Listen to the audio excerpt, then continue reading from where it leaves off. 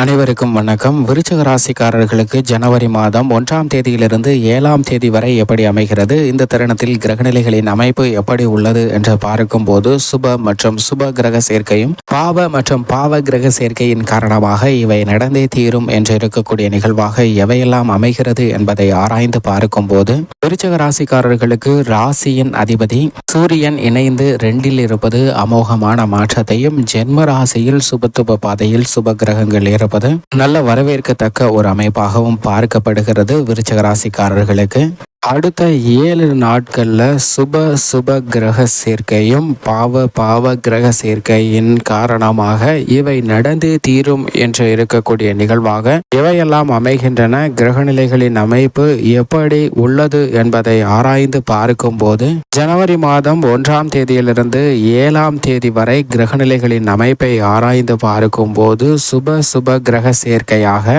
புதனும் சுக்கிரனும் இணைந்து சஞ்சரிக்க போகின்றனர். இது நல்ல ஒரு முன்னேற்றத்தை கொடுக்கக்கூடிய அமைப்பாக பார்க்கப்படுகிறது. ஏனென்றால் plus into plus equal to plus என்று நல்ல செய்திகள் நிறைந்து கிடைப்பதற்கான வாய்ப்பு கிடைக்கக்கூடிய யோகம் உருவாகிறது. அதே போன்று பாவ கிரகங்களாக இருக்கக்கூடிய சூரியன் மற்றும் செவ்வாய், அதாவது minus into minus equal to plus என்று சொல்லக்கூடிய வகையில் 2 பாவ கிரக நிலைகள் இணைவதால் நன்மை நிறைந்து கிடைப்பதற்கான அதிர்ஷ்ட யோகமும் உருவாகக்கூடிய சிறந்த வாரமாக இந்த வாரம் அமைகிறது. இது வருடத்தின் துவக்கத்தில் இருப்பது விசேஷமான ஒன்றாக பார்க்கப்படுகிறது. ஏனென்றால் 2 சுப கிரகங்களாக இருக்கக்கூடிய புதன் மற்றும் சுக்கிரன் ஆகிய 2 கிரக நிலைகளும் சுபத்துவ பாதையில் இணைவது மிக பெரிய அளவில் நன்மையை அள்ளி கொடுக்கக்கூடிய மிக சிறந்த முன்னேற்றத்தை கொடுக்கக்கூடிய ஒரு அமைப்பாக பார்க்கப்படுகிறது. ஏனென்றால் புதனும் வக்ர நிவர்த்தி பெற்று வலுவாக நேர்கதியில் சஞ்சரிக்கிறார். அதே போன்று சுக்கிரனும் ஆட்சி பலத்தை இழந்தாலும்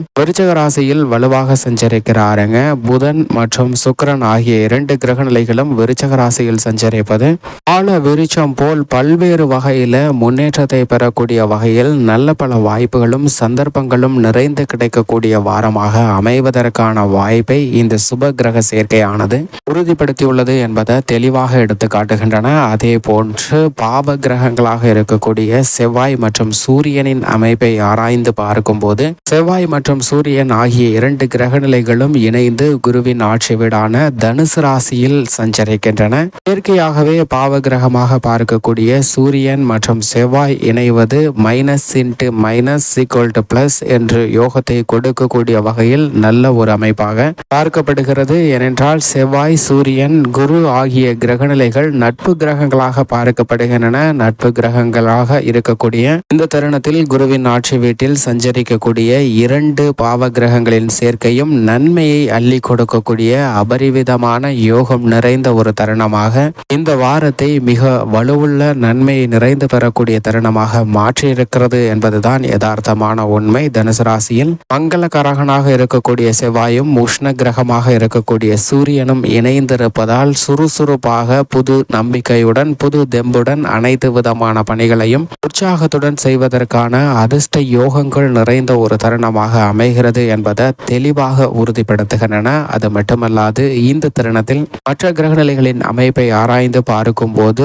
குரு மிக வலுவாக மேசராசியில் சஞ்சரிக்கிறாருங்க. மேசராசியில் வீற்றிருக்கக்கூடிய குரு மிக விரைவில் ரிஷபராசியில் அமரப்போகிறாருங்க. இன்னும் சில மாதங்கள்ல ரிஷபராசியில் அமரப்போகிறார். எனவே அதுவரை தனது நட்பு கிரகமாக இருக்கக்கூடிய செவ்வாயின் ஆட்சி வீட்டில் சஞ்சரிக்கக்கூடிய குருவின் அமைப்பு காரணமாக அபரிவிதமான நன்மைகள் அபரிவிதமான முன்னேற்றத்தை ஏற்படுத்தி கொடுக்கக்கூடிய வகையில் அமைய போகிறது.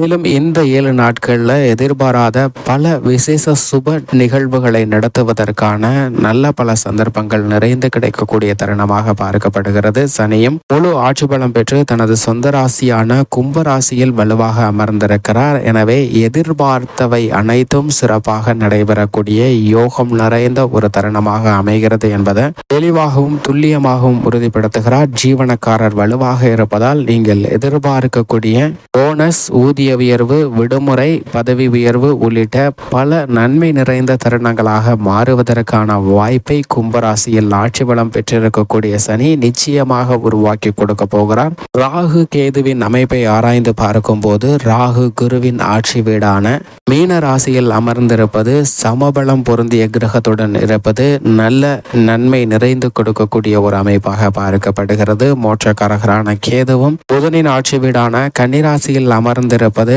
நன்மை தீமை கலந்து கிடைக்கக்கூடிய ஒரு அமைப்பாக பார்க்கப்படுகிறது. ராகு மற்றும் கேதுவின் அமைப்பு பெரும்பாலும் ஒரு சாதகமான கிரக அமைப்பாக தான் பார்க்கப்படுகிறது என்பதை தெளிவாகவும் துல்லியமாகவும் உறுதிப்படுத்துகின்றன. அதே போன்று சந்திரனின் அமைப்பை ஆராய்ந்து பார்க்கும் போது பெரிய அளவிற்கு சிரமத்தை ஏற்படுத்தவில்லை. சந்திரன் நல்ல பல முன்னேற்ற வாய்ப்புகளை அள்ளி கொடுக்கக்கூடிய ஒரு வலுவான அமைப்பில் தான் சஞ்சரிக்கிறார். சந்திரனின் அமைப்பும் சாதகமாக இருக்கக்கூடிய இந்த தருணத்தில் தொட்ட காரியங்கள் அனைத்தும் வெற்றிகரமாகவும் சிறப்பாகவும் நன்மையை நிறைந்து கொடுக்கக்கூடிய தருணமாக மாற்றப் போகின்றன என்பதை தெளிவாக உறுதிப்படுத்துகின்றன.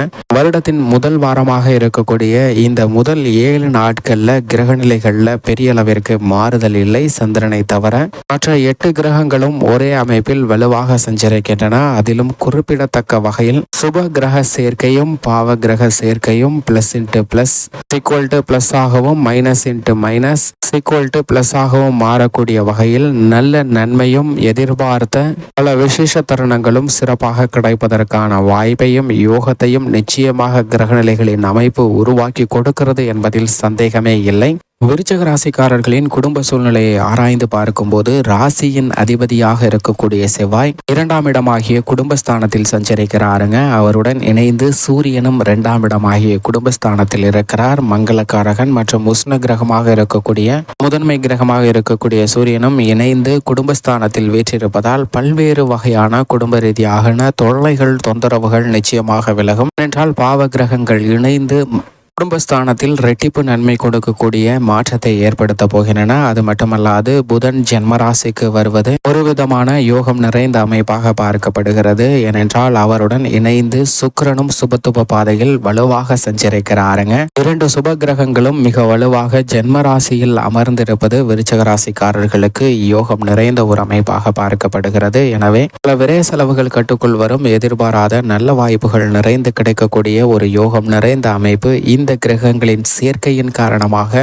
மிகவும் அபரிவிதமாக நல்ல பலன்கள் நிறைந்து கிடைக்கக்கூடிய ஒரு வாரமாக அமைய போகிறது. அது மட்டுமல்லாது சனி சுகஸ்தானத்தில் அமர்ந்திருந்தாலும் பல சுப நிகழ்வுகளை இனிமையாக நடத்துவதற்கான வாய்ப்பை உறுதிப்படுத்துகிறார். அது மட்டுமல்லாது பல சங்கடங்கள் நீங்குங்க. சற்று அலைச்சலும் தடைகளும் இருந்தாலும் கூட காரிய வெற்றி நிச்சயமாக கிடைக்கும். குரு 6ல் இருந்தாலும் கூட அமோகமான மாற்றத்தை ஏற்படுத்தக்கூடிய அமைப்பில் அவருடைய சுப பார்வை குடும்பஸ்தானமாகிய 2ல் கிடைக்கிறது. எனவே பல தடைகள் விருச்சிக ராசிக்காரர்களுக்கு விலகும். அதைவிட ராகு கேது மிக வலுவாக லாபம் மற்றும் பூர்வ புண்ணியஸ்தானத்தில் சஞ்சரிப்பதால் லாபமும் யோகமும் நிறைந்த ஒரு அதிர்ஷ்டம் நிறைந்த வாரமாக விருச்சிக ராசிக்காரர்களுக்கு நிச்சயமாக அமையும். மேலும் சாதகமாக மாற்றிக்கொள்ள இந்த தருணத்தில் விருச்சிக ராசிக்காரர்கள் சுற்றுலா அல்லது ஆன்மீக சுற்றுலா சென்று வாருங்கள். இயன்றால் மற்றவர்களின் பசியை தீர்ப்பதற்கு ஏதேனும் உதவி செய்யுங்கள். அப்படி செய்வதால் நிறைந்த நன்மையும் முன்னேற்றமும் உங்களுடைய வாழ்வில் இனிதாக கிடைக்கும் என்பதில் துளியளவும் சந்தேகமே இல்லை விருச்சிக ராசிக்காரர்களுக்கு.